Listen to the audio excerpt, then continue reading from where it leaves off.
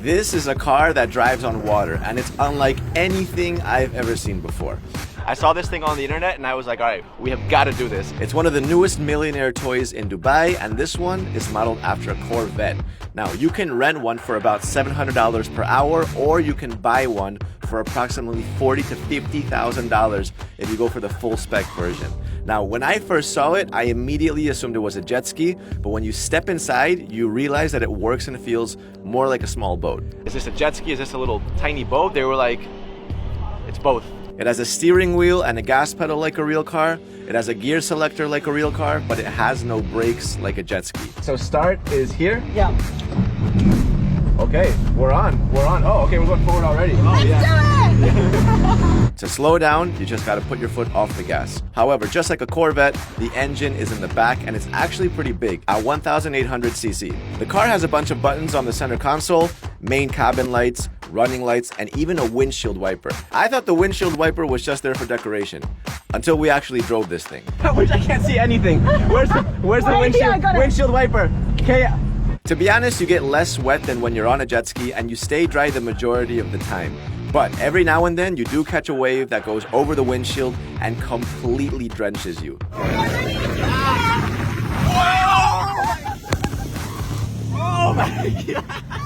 The car even has a radar and GPS installed in the middle in case you get lost. This Aqua Corvette doesn't have any functional doors, so the only way of getting in is stepping directly on the seats. Can you imagine stomping on a real Corvette seats to get in? The car itself can hit up to 100 kilometers per hour, so if you think about it, this thing would be fast enough to legally drive on most highways around the world, if it could drive on land. This car isn't actually amphibious.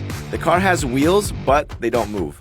It's just part of a shell that wraps around the frame. So yeah, I mean, it's just plastic. The idea originated in Egypt with a guy named Kareem. 3.5 years ago, Kareem designed a Corvette-style aquatic car with two of his closest friends, and the moment they started driving around, they started getting attention and buyers. Obviously, I mean, look at this thing. If you're just walking down the beach and you look over, obviously that'll catch your attention, right? Now, Kareem's taken this vehicle to Dubai where he plans to expand even further. Future plans include a truck, a Bugatti, and an Aston Martin. All will be driven on the water just like this one. I'm excited to see what the truck looks like because that'll be pretty cool. Now, there have been real amphibious vehicles in the past, like the water car Panther, which kind of looks like a Jeep, except you can literally launch straight into the water from the road and back. No problem at all. You also have the Gibbs Quad Ski, which is a little smaller, more like a quad, and it's got retractable wheels, which is actually pretty cool. Kind of like a James Bond gadget, right?